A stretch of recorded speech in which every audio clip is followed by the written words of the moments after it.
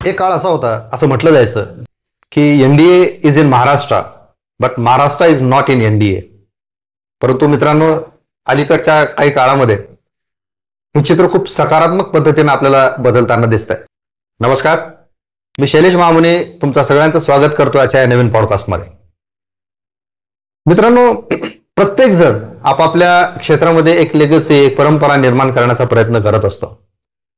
राजकीय वारसा पुढे चालवण्याचा, निर्माण करण्याचा प्रयत्न अगोदरच्या पिढीकडून आणि नंतरच्या पिढीकडून दोघांकडून केला जातो. खेळाडूंचा तसाच दिसतो, आपल्याला कलाकारांचा तसा दिसतो. परंतु महाराष्ट्रामध्ये किमान हे सैन्यामधली लेगसी, सैन्यामधला वारसा हा निर्माण करणं, तो चालू ठेवणं, तो पुढे नेणं, ही परंपरा तितकीशी आपल्याला दिसत नाही. तुलनेनं उत्तर भारतामध्ये, उत्तर हिंदुस्थानामध्ये ही परंपरा खूप चांगली दिसते की वडील सैन्यामध्ये आहेत, मुलगा सैन्यामध्ये आहेत, त्याच्यानंतर त्याचा मुलगा सैन्यामध्ये, 3-3, 4-4 पिढ्या सैन्यामध्ये आपल्याला दिसतात. परंतु आज हेही आपल्याला छान पद्धतीनं चित्र बदलताना आपल्या महाराष्ट्रामध्ये पाहायला मिळते. आज आपल्या या पॉडकास्टमध्ये आपण आमच्या उमरगा तालुक्यातल्या समुद्रासारख्या एका छोट्या गावातून एक मुलगा, ज्याचे वडील स्वतः सैन्यामध्ये आहेत, नुकतेच ते निवृत्त झालेले आहेत, आणि लहानपणापासून आपल्या वडिलांचा वारसा पुढे न्यायचा, पण तो त्याहीपेक्षा दैदिप्यमान पद्धतीनं पुढे न्यायचा. वडील सैनिक होते पण मी अधिकारी बनणार सैन्यामध्ये, हा विचार, ही भावना आणि ही धारणा मनाशी घेऊन, मनाची खुणगाठ बांधून ज्या मुलाने आज एनडीए मध्ये प्रवेश मिळवलेला आहे, त्याचं स्वागत आज आपण या स्टुडिओमध्ये करूयात. स्वागत आहे सुशील कोकाटेच. Thank you sir. Hello. Hello Sushil, मला सांग, तू सातारा सैनिक स्कूलच्या परीक्षेमध्ये महाराष्ट्रामध्ये पहिला आला होतास. Yes sir. फक्त महाराष्ट्रामध्ये पहिला यायचं म्हणून परीक्षा दिली होती की सातारा सैनिक स्कूल एक चॅलेंजिंग एक्झाम आहे म्हणून दिली होती, की त्याच वेळेस तू ठरवलं होतंस की मला सैन्यामध्ये जायचं? सर, फ्रॉम स्टार्टिंग ऑनवर्ड्स म्हणजे माझं पहिल्यापासूनच हे होतं की मला आर्मीत जायचे, म्हणजे सैन्यात जायचं हे आधीपासूनच ध्येय होतं. मग त्यासाठी एक लहानपणीचा किस्सा सांगतो मी सर. पप्पा आर्मीमध्ये होते. मग आम्ही सतत बिदरला जायचो. बिदरला एअरफोर्स स्टेशन आणि कॅन्टीन दोन्ही. हो. तो मग कॅन्टीनला गेलो तर मग तिथून विमान उडायचे.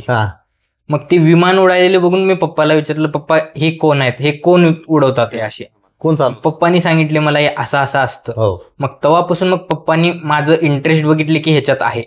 मग पप्पांनी क्लासेसचे विचार केले की कसं ह्याला प्रॉपर ट्रेनिंग भेटेल की त्याच्यात ह्यानं स्वतःचं स्वप्न साकार करेल. मग पप्पांनी सैनिक स्कूलसाठी क्लासेस त्यांनी उडकले. थोडी सर्च वेच केल्यावर नमस्कार कोचिंग क्लासेस त्यांचा शोध लागला. मग त्याच्यानंतर जॉईन केले सरांनी. मग तिथं मी कोचिंग घेतल्यावर पाया बनला माझा. पण थोडंसं तुला सुशील डिस्टर्ब करतोय मध्ये, की असं होतं ना की पप्पा आर्मीमध्ये आहेत आणि इतर आपल्याच मित्रांना जेवढा सहवास त्यांच्या वडिलांचा मिळतो तेवढा आपल्याला मिळत नाही. वर्षातून 1-2 वेळेस फक्त आपल्या वडिलांची गाठभेट होते. आपल्याला ज्यावेळेस काहीतरी सेलिब्रेशन असतं त्यावेळेस कदाचित वडील आपल्या सोबत नसतात, किंवा ज्यावेळेस आपल्याला आवश्यकता असते त्याही वेळेस वडील नसतात. तर बहुतांश जणांचं काय होतं की त्या बाबतीत नकारात्मक विचारसरणी होते की जो माणूस आपल्या कुटुंबासाठी वेळ देऊ शकत नाही तर अशा क्षेत्रात आपण का जायचं, अशी मानसिकता बहुतांश लोकांची होते. तुझं नेमकं या बाबतीत उलट कशामुळे झालं? त्यांची वर्दी बघून झालं की आता तू जसं म्हणालास की ते हवेत उडणारे छान एरोप्लेन्स बघितल्यानंतर तुला वाटलं की आपण पण हे झालं पाहिजे? काय कारण होतं की नेमकं तुला, म्हणजे that pull you towards defence? असं माइंडसेट कधीच नव्हतं की मी पप्पांपासून लांब राहील किंवा असं लांब राहण्याची कधी भीती होती. फक्त एकच ध्येय होतं की मला पण मोठं व्हायचंय, मला पण पप्पासारखं ते लाईफ जगायची आहे. त्याची एकच डोक्यात होतं, त्याच्यानुसार मी प्रिपेअर केलं. म्हणजे ते पॅशन जे ते त्या एक होतं की ती ग्लोरी आवडते माणसाला आणि ते अट्रॅक्ट करते तुम्हाला. मग सातारा सैनिक स्कूल, आता तू जसं म्हणालास की महेश सरांकडे तू प्रिपरेशन केलंस, तुला वाटलं होतं का की महाराष्ट्रात पहिलं येशील वगैरे असं? नाही सर, ते त्याचा तर विचार पण केला नव्हता की मला काय रँक वगैरे येईल माझी. फक्त आम्ही जस्ट दररोजचं जे सर दररोज शिकवतात ते दररोज करायचं, दररोजचा होमवर्क दररोज करायचा. बस. जे दररोजचे जे काम आहेत आमच्या सरांचं एक प्रॉपर हे होता. आम्हाला कसं होतं, दोन्ही सर होते, प्रमोद सर आणि Mahesh sir. So Pramod sir सकाळी मराठी घ्यायचे आणि महेश सर संध्याकाळी मॅथ्स घ्यायचे. अच्छा. मग त्यांचं शेड्यूल होतं प्रॉपर. मग सकाळी सगळे सर पण प्रॉपर होमवर्क देणार, संध्याकाळी महेश सर होमवर्क. सर एका टाइमला 200 गणित होते आमचे.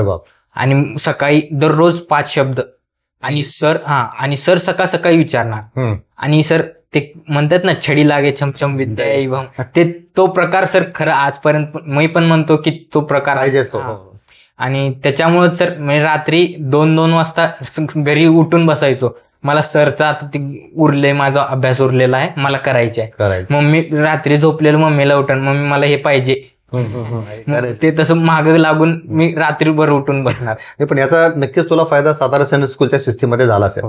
पण तू ज्यावेळेस सातारा सैनिक स्कूलमध्ये एंट्री केली, आणि एक असतं ना की महाराष्ट्रातून पहिला आलोय, आणि मग त्या बाकीच्या नॉर्मल इतर विद्यार्थ्यांसारखीच तुझी एंट्री होती, तुला ट्रीट कुठल्या पद्धतीनं केलं गेलं, आणि एका बाजूला आपण नाही म्हटलं तरी उमरगा काय समुद्र काय, हे आपण रुरल बॅकग्राऊंड एकदम ग्रामीण भागातून गेलेलो, आणि तिथं नक्कीच काही चांगल्या म्हणजे शहरी पार्श्वभूमीतून मुलं आलेली असतात. तुला जाणवलं फरक काही सुरुवातीला? असा तर काहीच फरक नाही सर, पण असं तर त्या माझ्या त्या रँकचा तर काही मला काय हे आला नाही, पण असं पण नाही की त्यांनी खूप हुशार आहेत किंवा असं नव्हतं काहीच. कारण ते फक्त म्हणजे बाहेरची भीती होती. मला पण आधी जाताना वाटायचं ते शहरातले मुलं, मी त्यांच्यात कसं राहीन असं आधी वाटायचं, पण नंतर जेव्हा जॉईन झालं तर असं काहीच नव्हतं त्यांच्यात, आणि वेगळं असं काहीच नव्हतं. जे त्यांना जेवढं येते तेवढंच मला पण येते. असं पण नाही की मी पण खूप हुशार आहे, असं पण नाही, सेम सगळे वन लेवल. खरंय, कारण प्रत्येकाचे सर्कमस्टन्सेस वेगळे असतात. कोण कुठल्या सर्कमस्टन्स मधून आलाय माहिती नाही आपल्याला, त्याच्यामुळे त्याचा रँक किती कशामुळे आलाय हेही आपल्याला माहिती नाही. तो कदाचित वेगळ्या कारणानं पण असू शकतो. सर आता माझ्यासोबत अशी उदाहरणं आहेत जे 6वीत वेटिंग लिस्टमध्ये आले आणि त्यांचं आता एनडीए मध्ये सिलेक्शन झाले, असे पण विद्यार्थी आहेत माझ्यासोबत. आणि म्हणजे शेवटी एक आहे की every defeat is not final. Yes sir. झाले की तुम्हाला चान्स आहे. Yes sir. असं ते म्हटलं जातं ना की there is always a room at the top. Sir असं पण म्हणतात की 10वीत चांगले मार्क आले तरच नंतर तुमचं फ्युचर आहे, असं करून स्टुडंट्सवर प्रेशर पडतं, स्पेशली पॅरेंट्स वगैरे.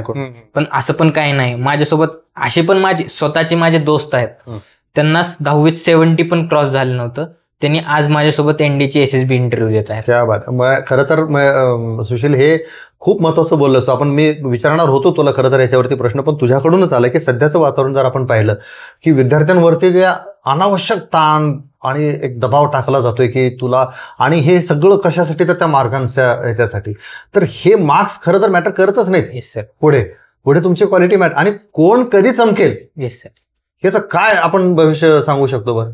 आणि आता तू म्हणतोय असे अनेक आणि असंख्य उदाहरणं आहेत. Yes sir. की जे काहीच नाही, एकदम ॲव्हरेज मुलं होती पण आयुष्यामध्ये खूप मोठं त्यांनी काहीतरी छान यश कमावलेलं आहे. तर याच्यासाठी लागणाऱ्या गोष्टी कुठल्या वाटतात तुला? सर फर्स्ट अँड सगळ्यात इम्पॉर्टंट गोष्ट आहे ऑनेस्टी स्वतःची. एक्झॅक्टली. स्वतःला ऑनेस्ट राहायला पाहिजे. एक्झॅक्टली.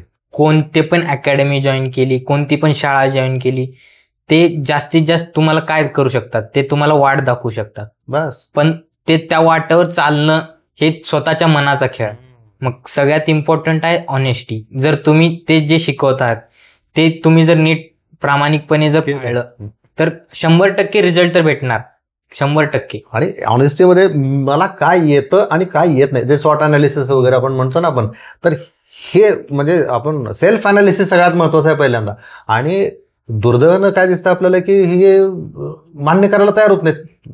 स्वतः विद्यार्थी होत नाहीत, पालक तर त्याच्यापेक्षा मुश्किल आहे की माझ्या मुलाला हे येत नाही, माझ्या मुलाला गणित येत नाही बाबा. पण ती विकनेसवरती काम करावं तर लागेल ना आपल्याला. एक गेम रिडिंग नावाची गोष्ट सर आम्हाला शाळेत शिकवायचे फुटबॉलचे आमचे कोच. ते म्हणायचे गेम रिडिंग खूप इम्पॉर्टंट असते ज्यावेळेस तुम्ही फुटबॉल खेळत असता. ते पुढचा प्लेअर तुमच्या पुढं त्यानं पुढं काय करतो, त्यानं पुढं कुठून बॉल काढणार, त्याचा विचार ऍज अ बॅक की तू करायला पाहिजे, अँटिसिपेट करता आलं पाहिजे तुम्हाला. तसंच लाईफचा पण खेळ आहे. मी रिलेट करतो त्याच्याशी. पण जसं आता आपल्याला माहित असतं की आपल्यासोबत पुढं काय होणार आहे, मग तसं आपली प्रिपरेशन पण असायला पाहिजे की बाबा मी एवढं केलं तर मला एवढं भेटणार. आणि at the same time you should have a backup plan. Yes sir. की त्याच्यासाठी काय करावं लागणार आहे मग मला. बरं तिथे गेल्यानंतर कुठला आवडीचा विषय तुझा असा, म्हणजे आता इथं सरांनी आता तू जसं सांगितलंस कोचिंगमध्ये तर तुझं मॅथ्स प्रचंड स्ट्रॉंग झालेलं आहे, त्याच्यामुळे मॅथ्सची तुझी भीती कदाचित तिथं. सर तेच माझं म्हणजे मी 8वी पर्यंत तर मी मॅथ्स बघितलं पण नव्हतं शाळेत. म्हणजे असे पुस्तक उघडून त्याची काय असं का आहे बाबा वेगळं, गरजच नव्हती, कधीच त्याची गरज भासली नाही. 8वीच्या नंतरच जे काय असेल ते पुस्तक बघितलं होतं. मॅथ्सची एनसीईआरटी मी 8वी पर्यंत बघितलीच नव्हती. जे काय इथून शिकलेलं होतं त्याच्यावरच पूर्ण 8वी पर्यंत गेलं. आणि असं काय असं म्हणजे माझ्यासोबतचे जे विद्यार्थी होते तिथली ते म्हणायचे मला इंग्लिश येत नाही, पण ते अशी आता 6वीत असताना ते खरंच येत नव्हतं. पण जसे ते 12वीत गेले, one of my friend he was host of one of the shows in school. हे असतं बरं का ते, की तुम्हाला एक छान एक्सपोजर मिळालं एकदा, आणि तुम्ही मुळात आता तू जे म्हणालास ना की मला ही गोष्ट येत नाही हे पहिल्यांदा मान्य करायला हवं, आणि मगच तुम्ही त्याच्यावरती काम करू शका. मग आता हे सगळं करत असताना तुला तिथं सगळ्यात काय डिफिकल्ट वाटलं बरं सातारा सैनिक स्कूलच्या पूर्ण तुझ्या स्कूल करिअरमध्ये, म्हणजे 12वी पर्यंत साधारण, तर तुला अशी कोणती गोष्ट सगळ्यात चॅलेंजिंग वाटली की हे आपल्याला करायला पाहिजे? सर तिथे शाळेत कसं एन्व्हायरमेंट आहे की हाऊसेसमध्ये इंटर हाऊस मॅचेस होतात. हा, मग ते सतत एक कॉम्पिटिशनचं ती एक आयडिया असते ना, ते सतत रोटेट होत असते. मग ते सतत वातावरण ते कॉम्पिटिशनचं असतं. मग त्याच्यामुळं तिथं बॉईज काय ऑलवेज ऑन टोज. मग त्याच्यामुळं ते, आणि त्याच्यामुळंच हेच कारण आहे की बॉईज जास्त स्पोर्ट्सवर जास्त टिल्ट होतात. हे अकॅडमिक्स जरा मागे राहते. मग जास्त स्पोर्ट्स एन्व्हायरमेंटमध्ये ते कॉम्पिटिशन, आता मला हे जिंकायचे आहे, मग ऍज अ हाऊस ते सगळ्यांसोबत त्याची प्लॅनिंग चालणार. माझं Maharana Pratap. Okay. I was house captain of. अरे वा, क्या बात आहे. बरं, तू स्पोर्ट्स म्हणतात म्हणजे याचा अर्थ तू चांगलं स्पोर्ट्स खेळायचं येतं का? कुठला स्पोर्ट्स खेळायचं असतो? सर मी फुटबॉल, बास्केटबॉल, हॉकी. ओके. त्याच्यामध्ये छान कुठं स्टेट लेवल वगैरे पार्टिसिपेट? फुटबॉलला ऑल इंडिया सैनिक स्कूल नॅशनल लेवल्सला खेळून आलोय मी. क्या बात आहे. आणि बास्केटबॉल इंटर स्कूल आणि डिस्ट्रिक्ट. फुटबॉलमध्ये कुठल्या पोझिशनला खेळायचं रे? मी सगळे असं काय नाही, असं फ्रंट की जे ते कोच सर होते आमचे, ते according to the situation. Okay. तो ज्यावेळेस स्कूलमध्ये असायचो तेव्हा बॅकला असायचो, जेव्हा बाहेर गेलो तेव्हा आमचा फ्रंट वीक असला की मग फ्रंटला टाकायचा, असं according to the situation I. Okay. Your coach used to change the scenario. Okay. पण आता बहुतांश आपण म्हणतो सातारा सैनिक स्कूलला गेलं म्हणजे इंडियाला जातोच असं नाही ना. हे एक माइंडसेट आहे जी की मी असं विलेजेस पीपलमध्ये बघितलं, की मी म्हणजे माझ्या फ्रेंड्सकडून पण फीडबॅक घेतलं की जेव्हा 5वी ते सातारा सैनिक स्कूलला लागले त्याच्यानंतर त्यांच्या घरवाले असे विचार करतात की ते ऑफिसर झाला आताच. अच्छा. आणि मग त्याचं प्रेशर घेऊन अजून त्यांना अभ्यास करताना त्याला त्याचं प्रेशर असतं की बाबा माझे पप्पा आता मला आताच विचार करतात की मला ऑफिसर झालो. मग त्या प्रेशरमध्ये तो अजून अभ्यास करायच्या ऐवजी तो टेन्शन घेत बसतो. आणि तिथं काय वडील ते कोण नसतं विचारायला तुला काय टेन्शन आहे. तिथे टीचर्स असतात त्यांचं पण एवढं लक्ष नसतं की प्रत्येक मुलाकडे ते सगळं लक्ष असावं. आणि असं हे पण नाही, पॉसिबल पण नाही, शक्यच नाही ना, कुठे इन्स्टिट्यूटमध्ये शक्य नाही ते. मग त्याच्यामुळं ते तसंच राहतं. मग ते त्याच्यासोबतच ते पुढे राहतं. मग थोडं मागं पडलं बाकीच्या ते हळूहळू मग ते कधी मागं जातं त्याला पण समजत. तो तिथून डिरेल कधी होते त्याची गाडी हेच कळत नाही त्याला. तिथं असे काही तुला म्हणजे अविस्मरणीय काही गोष्टी आठवतात का? की आपण बघ आय फील कसं आहे, एका बाजूला कडक शिस्त असते पण त्याच्यातही आगाऊपणा करण्याची उर्मी गप्प बसू देत नाही माणसाला. तर अशा छान काही आठवणी आहेत का तुझ्या? की बघ दोन्ही गोष्टीच्या असतो, हसू पण आणतात आणि हसू आणणाऱ्या पण आठवणी असतात, आणि ह्या दोन्ही आठवणी आपल्याला छान आपण प्रिझर्व करून ठेवतो आयुष्यभर, आणि ते आपण शेअर पण करतोय वेळोवेळी. आणि शेअर करत असताना असं होतं की आपण म्हणजे पुन्हा एकदा जगतो तो क्षण, ती आठवण पुन्हा एकदा जगत असतो. तर अशा काही आठवणी आहेत का तुझ्या? हा सर, आम्ही 7वीत होतो आणि 7वीत असताना आमच्या एका सिनियरनं एका मुलाला मारलं. जस्ट असं चलता असं टपली मारली. आणि मग ती सरांनी बघितली आणि सरांना वाटलं हे रॅगिंग टाईपचे तसला काय सिनेरिओ आहे. आणि सरांनी डायरेक्ट फोन केला आणि प्रिन्सिपल मॅडमला त्यांनी सांगितलं. आणि मॅडमनं म्हटली यांना काढा, ग्राउंडवर घ्या. NCC हवालदार सगळ्यांना बोलवले. 3 जण आमच्या मागे लागले. सकाळी 7 वाजता जेवणाच्या आधी, सकाळच्या ब्रेकफास्टच्या आधी चालू झालं. संध्याकाळी 6 वाजेपर्यंत चालूच होतं कंटिन्यू. आणि खाकी ड्रेसवर होतो आम्ही. खाकी ड्रेस कंटिन्यू ग्राउंडवर, पूर्ण माती चिखलात पूर्ण लोळलेले आम्ही. काय पनिशमेंट दिली होती? म्हणजे ऑलमोस्ट सर तुम्ही जसं म्हटलं tank position rolling front back roll सगळं, फ्रॉग जम्प हे तर फेवरेटच त्यांचं सगळ्यांचं. फ्रॉग जम्प तर म्हणजे फोर्सेस मध्ये खूप आवडीचा विषय येतो. आणि त्या उन्हात त्या डांबरी रोडवर ड्रिलचं जे असतं त्या डांबरी टारवर त्याच्यावर क्रोकोडाईल जम्प्स करून इथले हातच शिलायचे पूर्ण.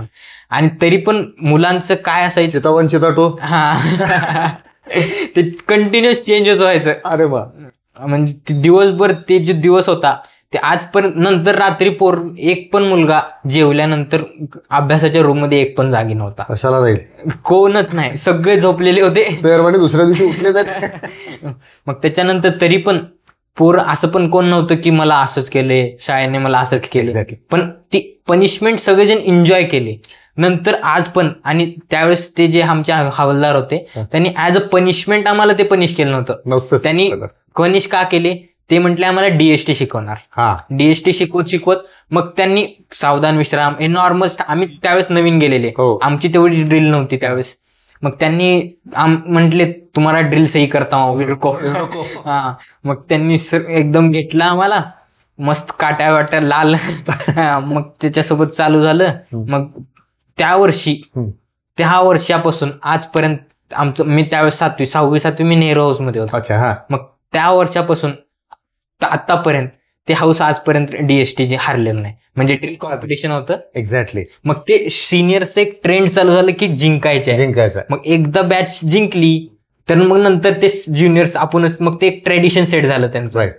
मुळात तुला सांगू का सुशील, की आता म्हणजे तुझ्या माध्यमातून आणि ह्याच्या माध्यमातून सिव्हिलियन्स जे आहेत ना, ज्यांना हे बॅकग्राऊंड माहिती नाही त्यांना मला सांगावं असं वाटतं की डिफेन्समध्ये ज्या पनिशमेंट, ग्रुप पनिशमेंट ज्याला म्हणतो ना, कॉमन पनिशमेंट्स, याचा उद्देश खूप छान असतो.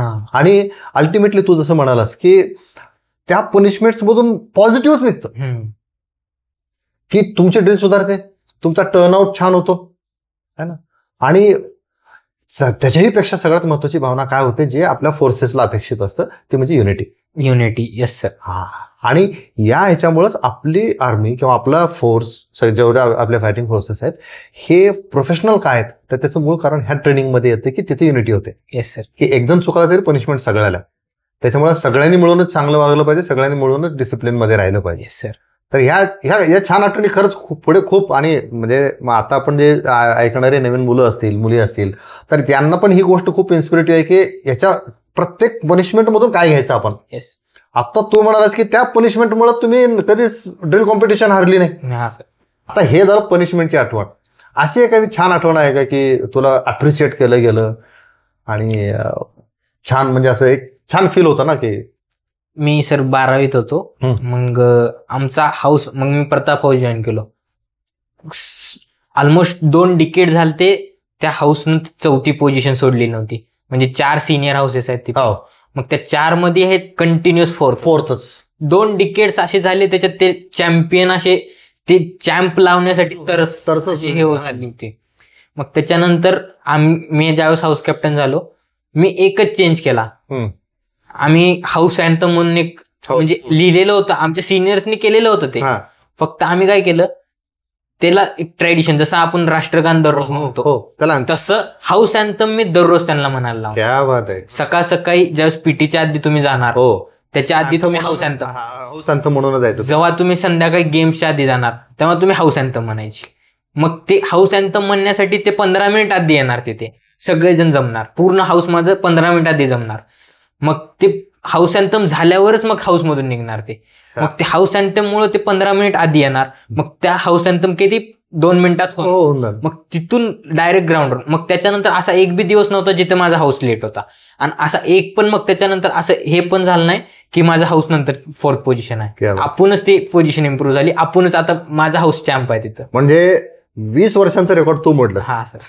तर हे असं पण मी म्हणणार नाही की मी मोडलं, ते बॉईजची माझ्या हार्डवर्क होतं. पण आता तू डिफेन्स मधला आहेस आणि सातारा सगळं बॅकग्राऊंड आहे की कधीच ऑफिसर क्रेडिट आपण घेत नाही, पण ऑफिसर एक ट्रेंड सेट करत असतो. Yes sir. की ज्यावेळेस अँथम आपण एकत्र येऊन म्हणतो आपण, तर ती भावना तयार होते आणि मग त्या भावनेचा वापर तुला करून तो रेकॉर्ड ब्रेक करता आला ना तुला.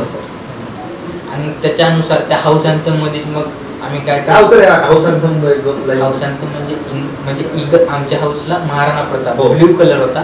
मग ब्ल्यू कलर म्हटल्यावर इगल्स, स्काय, त्याच्यानुसार ते इगल्स म्हणायचे आमच्या सगळ्या बॉयजला इगल्स. मग ते इगल्स वर रिलेटेड होतं. In the huge blue sky a mighty eagle flies as the emperor of the skies. The eagle is known in his every action. His mighty is shown. Be brave like shark, terrorize the dark, roar like a lion, tougher than iron, as fit as regal, but always be rolled in a single. Like a mighty eagle, though men have ventured into the space high, it is the mighty eagle who rules the sky. क्या बात आहे. आणि मग बघ ना, ह्याच्या शब्दामध्ये पण ताकद आहे, आणि ज्यावेळेस तुम्ही ग्रुपनं म्हणता ना, तर त्यावेळेस त्याची ताकद तेवढी मल्टिप्लाय होत असते, मॅग्निफाय होत असते ती गोष्ट. मग याच्याविषयी तुला कोणी म्हणजे अप्रिशिएट केलं का, म्हणजे किंवा मेन्शन तरी केलं असेल ना स्कूलमध्ये कुठं, की आमचे इंटरव्ह्यू झाले होते. म्हणजे तिथं पण असं अपॉइंटमेंटशिप भेटायला वगैरे ना, ते इंटरव्ह्यू घेतात, म्हणजे व्हाईस प्रिन्सिपल मॅम आणि प्रिन्सिपल सर. मग त्या इंटरव्ह्यू मध्ये त्यांनी विचारले तू काय चेंजेस करणार विचारले ते. बल्कि मी आधीच सगळं चालू झालेलं होतं आमच्या हाऊसमध्ये, म्हणजे आधीच कळतं ना की कोण घेणार आहे चार्ज वगैरे. मग त्याच्यानुसार मी आधीच सगळं ते झालेले होते चेंजेस. मग सांगितले असे आहेत, मग ते सेट झालं. बरं, आता अपार्ट फ्रॉम गेम दुसरं काही अजून कुठल्या ऍक्टिव्हिटीमध्ये भाग घेतला होतास का तू? सर मी आय वॉज हॉर्स रायडर. मग तिथं हॉर्स रायडिंगला जेव्हा पण बाहेरून कुठले गेस्ट वगैरे आले त्यांना रिसिव्ह करण्यासाठी, किंवा नंतर 11वी फक्त इक्विस्टेरियन शो असतो, मग त्याच्यासाठी आम्ही रिहर्सल करायची दररोज. ते म्हणजे दररोज त्या घोड्यासोबत ते आपलं बॉन्ड झालं पाहिजे. हो, नाहीतर त्याच्याशिवाय ते नाही. ट्रेंड हॉर्स वेगळा असतो आणि ते बॉन्डेड हॉर्स वेगळा असतो. हा, तो तुमचे छान इमोशन सुद्धा समजून घेतो तो. मग आपल्याला एनडीए करायचंय हे कुठल्या वर्षी ठरवलं साधारण तू? सर ते 6वीतच ते प्री प्लॅन होतं तुझं सगळं? अच्छा, ते 6वीपासून एकच एम होतं की इकडेच यायचंय, एनडीएच करायचं आपल्याला. अच्छा, बरं, एनडीए साठी मग काय विशेष तयारी काय केली तू? असं पण काय म्हणणार नाही की विशेष केली. 6वी to 12वी नॉर्मल आपले जे सब्जेक्ट. प्रश्न ह्याच्यासाठी विचारतोय तुला की ज्या आता पाहणारे व्ह्युअर्स आहेत त्याच्यामधल्या काही जणांना एनडीएमध्ये इंटरेस्ट असेल, एनडीए करावं असं वाटत असेल, तर त्यांना तुझ्या या माध्यमातून टिप्स मिळतील की कुठल्या पद्धतीने आपण तयारी केली पाहिजे. त्यांना पण मिळतील, त्यांच्या पालकांना पण मिळतील की कशावरती फोकस करायचा आहे. आपण बोलू नंतर की काय त्याच्यामध्ये अवॉइड करायचं वगैरे, पण तू काय तुझी तयारी कशी केलीस तू? Sir starting from class 6th मध्ये असं पण आम्हाला एवढं माहित नव्हतं की एनडीए नावाची काही गोष्ट असते. तेव्हा आम्ही फक्त गेलो की सैनिक स्कूल आहे ह्या भावनेनं. मग सैनिक स्कूलमध्ये गेलो, मग तेव्हा तिथं कळालं सिनियर्स कडून 7वीच्या की असं तुम्ही ह्याच्यासाठी आलात. त्यांनी आम्हाला फॉलो इन करून ते सांगितलं की बाबा असं असतं तसं, हे तुम्हाला आतापासून चालू करा, मग तुम्ही असं बनणार. मग त्यांच्या इन्स्ट्रक्शन्स होऊन मग आम्ही चालू केलं, त्यांच्या पायावर पाय बस. मग त्यांनी सांगितले दररोज हे करायचं. मग बुक्स वगैरे ते प्रिफर करायचे, त्यांनी सांगायचे, त्यांचं प्रेफरन्स घ्यायचं. मग त्याच्यासाठी नॉर्मल जॉग्राफीचे, जसे आपण सिव्हिल यूपीएससीचे वगैरे करतात ना प्रिपरेशन, आपलं जॉग्राफीचे बुक्स, हिस्ट्रीचे बुक्स स्टार्टिंग फ्रॉम क्लास 6 सीबीएसईचे, ते सगळे रीड करायचे. त्याचं हेच बेस जे आहे ना तो हाच आहे. मग हा जर सेट झाला तर मग नंतरचं मग ते कुठली का सिव्हिल एक्झाम असणार ते तुम्ही त्याला करू शकता तुम्ही. छान. मग नॉर्मल हे सीबीएसईचे हे जे पॅटर्न आहे ह्याचे फिजिक्स, केमिस्ट्री, मॅथ्स, हा जर मॅथ्सचा जर हे सेट असला तर काहीच अडचण नाही. आपलं लुसेंट जीके म्हणून एक बुक येतं, तो प्रिफर करायचो. आणि पाथ फाइंडर किंवा इंडिया किट, धनकरचं इंडिया किट, तो सर धनकरच्या इंडिया किट मध्ये सिम्पल लँग्वेज मध्ये सगळं एक्सप्लेन केलेलं आहे. मग ते एकदा वाचलं की नंतर मग ते असं स्टोरी टाईप लक्षात राहतं. आणि पाथ फाइंडर मध्ये पण एकदम सिम्प्लिफाईड, स्मॉल आणि स्वीट अशा टाईप मध्ये ते इन्फॉर्मेशन. मग ते त्याच्यामुळे ते खूप हेल्प करतात की स्पेशली जॉग्राफी आणि हिस्ट्री, त्याच्यासाठी ते खूप इम्पॉर्टंट आहेत, म्हणजे खूप हेल्पफुल आहे. आणि मॅगझिन कुठले फॉलो केलेस? सीएसआर कॉमन, आपली जे करंट अफेअर्सची प्रॉपर हे करल. सीएसआरची एक म्हणजे माझी आठवण सांगतो तुला, तुम्ही करत होता की नाही मला माहिती नाही, पण सीएसआरचा नवीन इश्यू आला की माझ्या आणि माझ्या मित्रांमध्ये आमचे असे म्हणजे वाद म्हण, भांडण म्हण, की काय व्हायचं की त्याचं एडिटोरियल कोण वाचणार पहिल्यांदा. कारण बिपिन कुमार सचदेवाचं एडिटोरियल क्लास असायचं. तर काय इन्व्हेंट टाईप नाही, पण एक आहे जे की मुलं करत नाहीत. म्हणजे मी खूप जणांना पाहिलंय की ते असं खूप बैल कामाच्या ह्याच्यात जातात, म्हणजे खूप हार्डवर्क सगळे ते त्याच्यापेक्षा स्मार्ट वर्क केलं माझ्यासाठी हे म्हणतो. मग त्याच्यात काय झालं, आता बॉर्डरिंग स्टेट्स झाले, बॉर्डरिंग कंट्रीज, यांचे नाव ते काय करतात पूर्ण एरिया वाईज ते असं रट्टा मारायला ट्राय करतात. त्याच्यापेक्षा काय मॅपवर बघा तुम्ही, मॅपवर एकदा बघून ते कुठं कुठं आहे, कसं कसं आहे ते बघितलं तर मग ते काय गरजच नाही की ह्याचा एवढा एरिया आहे, ह्याचा एवढा एरिया आहे ते बघण्याची काय गरजच नाही. मग ते त्याच्यापेक्षा ते मॅप थ्रू व्हिज्युअल इम्पॅक्ट लवकर होतो. व्हिज्युअल मेमरी पण आपली चांगली असते करतात.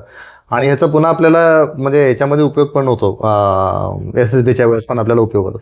बरं, आता याच्यामध्ये सांग मला की NDAच्या थिअरीचे जे मार्किंग सिस्टीम आणि हे नवीन आता हे पाहणारे जे व्ह्युअर्स आहेत, तर यांच्यासाठी थोडंसं त्यांना समजावून सांग की NDA किती मार्काची एक्झाम आहे, पर्सेंटेज कसं म्हणजे किती पोर्शन कसं आहे, निगेटिव्ह मार्किंगचा रेशो कसा आहे, आणि साधारणतः किती मुलं बसतात, किती क्वालिफाय होतात आणि काय कट ऑफ जातो, आणि विषयांमध्ये कुठला विषय शक्यतो अवघड जातो, कशावरती विद्यार्थ्यांनी लक्ष द्यावं, याच्याविषयी थोडंसं सांगा ना.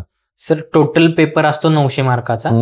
टोटल तसं इन्क्लुडिंग SSB 1800 मार्काचा हा टोटल. SSBचा पण नंतर बोलू आपण. रिटर्नसाठी 900 मार्काचा पेपर, त्यात 300 mark mathematics, 600 mark general ability test GAT म्हणून असतात तो. मग मॅथ्ससाठी 300 मार्क. मग ह्यात मोस्ट ऑफ दी माझे फ्रेंड्स पण ह्या मॅथ्स मध्येच कमी पडायचे, आणि मॅथ्सचे क्वालिफाईंग मार्क्स आहेत सर 75, 60 आहेत, पण फॉर सेफर साईड 75. मग ही 75 मार्क 300 आउट ऑफ 300. टाइम हा मी मानतो ते टाइम लिमिटेशन आहे, त्याच्यामुळं क्वेश्चन्स शक्यच नाही की 120 सॉल्व्ह करणार, पण शक्य आहे की 60 क्वेश्चन मी सर करेक्ट सॉल्व्ह करणार. 60 तर होऊ शकतात. मग त्याच्यासाठी इम्पॉर्टंट हे आहे की टाइम मॅनेजमेंट. तुला किती पडले होते? मला 120 होते. क्या बात आहे. म्हणजे ऑलमोस्ट डबल पर्यंत गेला होता क्वालिफाईंग. 60 क्वेश्चन अटेम्प्ट झाले होते. अरे वा.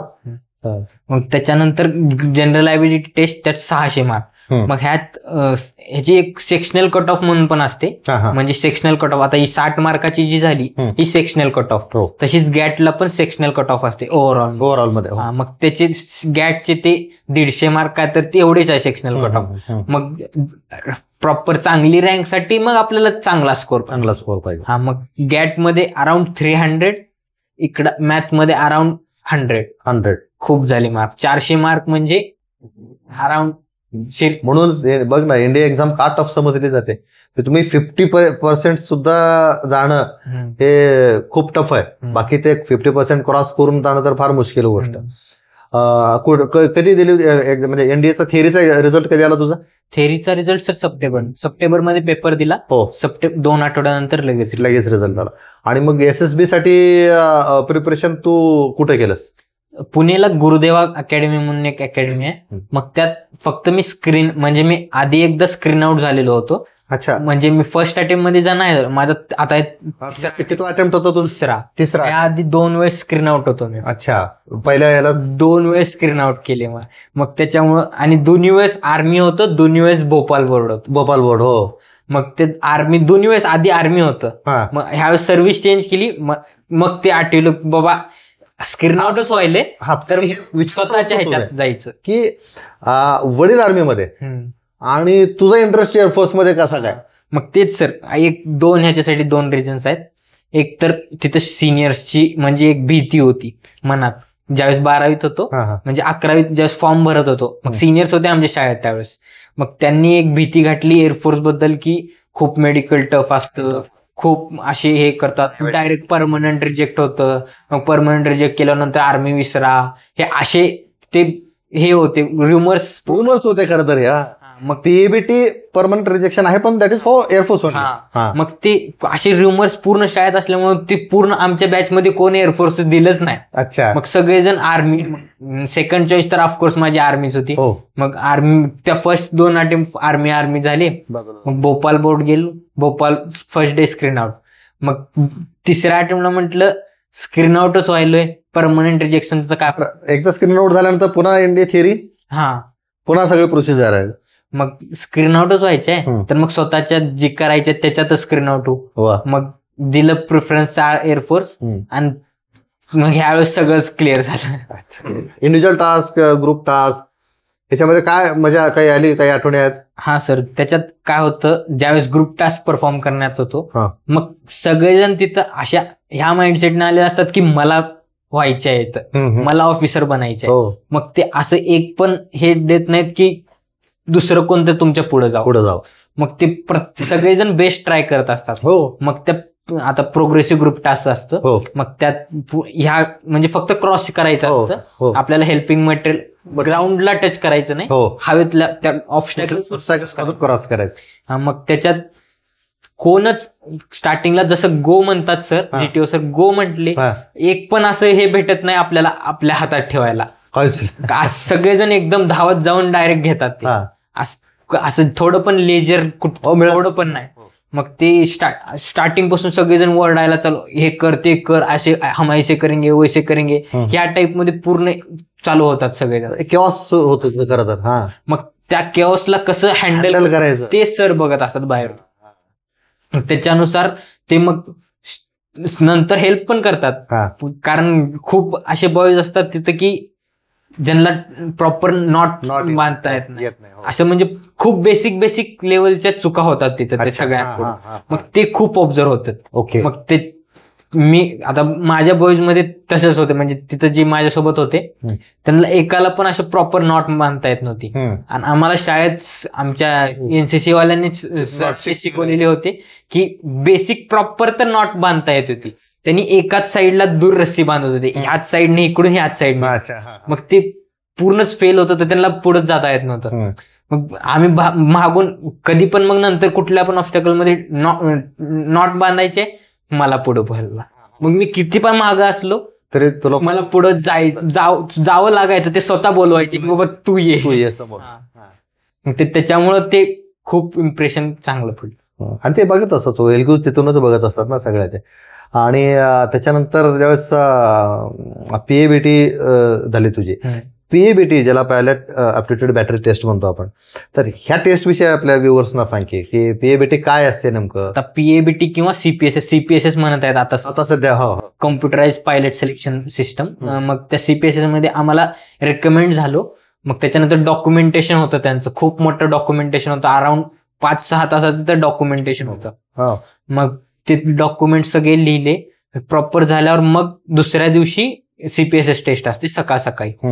मग त्याच्यासाठी इन्स्ट्रक्शन्स असतात, जे तुम्हाला कम्फर्टेबल क्लॉथ्स घालून या, काय असं रिस्ट्रिक्शन काय नसतं. मग त्याच्यात 2 टेस्ट असतात, एक आपली एमसीक्यू टाईप आणि एक प्रॉपर सिम्युलेटर मध्ये बसून. मग त्या एमसीक्यू टाईपच्या जे टेस्ट असते त्यात ऍक्च्युअल रीडर मधले आपले अल्टिमीटर, आपले सगळे डिव्हायसेस असतात जे आपल्या प्रॉपर एरोप्लेन मध्ये असतात. मग ते डिव्हायसेस फक्त रिडिंग करायचं, ते सगळे सांगतात आधी इन्स्ट्रक्शन्स की असं केल्यावर तुमची ही रिडिंग आहे, ही असं रिडिंग करायची. हे सगळ्या इन्स्ट्रुमेंटचं वर्किंग, त्याचं कसं, मग ते रिडिंग कशी बघायची, ते सगळं ते शिकवतात. म्हणजे एक व्हिडिओ डिस्प्ले करतात, त्या व्हिडिओवर तुम्ही ते नंतर क्वेश्चन सॉल्व्ह करायचे. मग ते आम्हाला कुणालाच असं बेसिक आयडिया नव्हती की CPSS is once in a lifetime आहे. मग ते कुणाला आधी माहित नव्हतं ना, फर्स्ट टाइम होतं सगळ्यांचं. मग असं पण माहित नव्हतं की अशा टेस्ट आहेत. मग ते काय आधी पासूनच प्रिपरेशन करून जायचं, ती पण विषय नव्हता. मग तिथं आम्ही सगळ्यांसाठी फर्स्ट टाइम होतं. मग तिथं ABCD जे नॉर्मल आपले जसे एमसीक्यू असतात, पण तिथं असं कॉम्प्युटरवर जसं जेई नीटचा माऊस नसतो, तिथं कीबोर्ड असतो, जे की आपल्या अशा वुडन प्लँक मध्येच बटन्स असतात. त्या बटन्स मग ते जसं कॉम्प्युटरवर चेंज होत राहील, आपल्या बटन्सवर ते हे करायचं. म्हणजे ते टेस्ट ते सगळे आपल्या म्हणजे स्वतःच्या टाइम मध्ये कम्प्लीट करायचे. मग नंतर तिथे जाऊन वेट करायचं. मग वेटिंग, मग लास्टला सगळे जणांचं झालं त्यावेळेस सर मग त्यांच्याकडे रिझल्ट जसं सबमिट लास्ट होतं तसं रिझल्ट त्यांच्याकडे रेडी असतो. मग जोपर्यंत लास्ट कॅन्डिडेट होत नाही तोपर्यंत थांबवतात. मग एक साथ सगळ्यांचा रिझल्ट. मग आमच्या दिवशी 13 जण असे, 13 मधले आम्ही 12 जण असे होतो ज्यांचं सगळ्यांचं क्लिअर होतं. पण जे पर्सनल सेल्फ अप्रेझल जे दिलं असतं आपण, पहिला फॉर्म जो भरून दिलेला असतो त्याच्यावरती काही झालं का मजा काही? हा सर, त्याच्यात काय झालं म्हणजे तिथं ऍज अ सैनिक स्कूल कॅडेट मी सगळेच गेम्स खेळले होते. मग तिथं काय होतं, गेम्स यू हॅव प्लेड, मग त्या कॉलम मध्ये मी सगळे लिहिले. मग फाईल, आता आर्मी नेव्हीला तर चेक नाही होत की फाईल तुम्ही जे लिहिला त्याचे सर्टिफिकेट्स असायला पाहिजे. मग मला ते माहित नव्हतं की सर्टिफिकेट्स पण लागतात. मग मी फाईल दिली, त्याच्यात माझे फुटबॉलचे होते, बास्केटबॉलचे होते, हॉकीचे सर्टिफिकेट्स होते, आपले स्क्वॅशचे होते, बॅडमिंटनचे होते. पण माझं जे आपलं ह्याचं होतं ना हॉकीचं, ते फक्त इंटर स्कूलचं होतं. डिस्ट्रिक्ट लेवलचे ते सर्टिफिकेट नव्हतेच. आणि माझे एनसीसी माझं बी सर्टिफिकेट पण कम्प्लीट आहे, पण मी बी सर्टिफिकेट शाळेतून कलेक्टच केलं नाही, ते शाळेतच आहे. मग आम्ही शाळेत नंतर 12वी पास आउट झालं, शाळेत गेलंच नाही नंतर, मग ते शाळेतच आहे अजून. मग ते बाकीचे सर्टिफिकेट्स पण अजून त्यांच्यापाशीच आहेत, ते एक साथ तुम्ही ज्यावेळेस व्हिजिट करणार त्यावेळेस ते देणार. मग असे खूप काही सर्टिफिकेट्स माझ्या शाळेत होते. मग त्यांनी तीच विचारली, तू एवढे काय खेळायस, ह्याचे सर्टिफिकेट कुठे आहेत मला? मी सांगितलं त्यांना, सर आता 12वी आल्यानंतर मी असं झालंय. मग त्याच्यानंतर ते शाळेतच राहिलेत. ते ज्यावेळेस शाळेत जाईन मी त्यावेळेस ते माझ्याकडे येतील असं. ते खूप हे होतं. ते विचारले कुठं आहे, त्यांना असं त्यांचं थोडं की ह्यानं काय केलं नाही असा टाईप मध्ये त्यांना विचार होता. पण ते काय सगळं माझं झालेलंच होतं, की काय नाही. मग त्याच्यानंतर त्यांनी सगळं त्याच्याबद्दल विचारलं, फॅमिलीबद्दल विचारलं, रुटीन बद्दल विचारले. मग एकच प्रश्न असा होता ज्याच्यात मी असं म्हटलो की मला नाही माहिती, म्हणजे I don't know the sir. मग त्यांनी एनडीए मध्ये कुठला ट्रेनिंग एअरक्राफ्ट तुम्हाला भेटल असं विचारले. मग त्याच्यात नाव पण मी सांगितलं, सुपर डिमोना असतं, पण ते नंबर HK-36 म्हणून एक नंबर असतो त्यांचा. मग तो नंबर ते विचारत होते, कुठला आहे तो? मग मी आठवलो, sorry sir, I can't remember right नाव, I will let you know in conference, असं सांगितलं सर. मग ते काय, ओके सुशील, संपलं ते. पूर्ण इंटरव्ह्यू इंग्लिश, हिंदी कशी? इंग्लिश, पूर्ण इंग्लिश मध्ये. अच्छा, बरं, या सगळ्या ह्याच्या क्रेडिट तू कुणाला देशील नेमकं? सर क्रेडिट तर स्टार्टिंग पासून मम्मी पप्पा, कारण स्टार्टिंग पासून असं कधी नव्हतं की काय कशाची कमी त्यांनी मला हे करू दिली. म्हणजे स्टार्टिंग पासून जेव्हा पप्पा आर्मीमध्ये होते, मम्मी एकटी इथं असायची आमच्या तिघासोबत. असं मम्मीने कधी पण असं हे केलं नाही की आमच्या शिक्षणाकडे कधी दुर्लक्ष, कधी असं झालंच नाही. आता माझा मोठा भाऊ, तो ज्यावेळेस दुसरीत होता, तो 4थीच्या वर्गात जाऊन बसायचा की मला हे दुसरीचं तर माझं आधीच येते. मग तो दुसरीत असताना 4थीच्या वर्गात जाऊन बसत होता. मग ते शिकवण कोण शिकवलं तेवढं ते मम्मीनं ते घरात करून घेतली आमच्या सगळ्यांकडून. एनडीएचं तू सिलेक्शनचं तुला कळलं, काय रिॲक्शन होते रे घरात? सर मम्मी ज्यावेळेस कळालं की मी तिथून रेकमेंड झालो देहरादून मधून, इकडं मम्मी तर आधीच रडायला चालू केली की आता माझं पण मुलगा ऑफिसर होणार.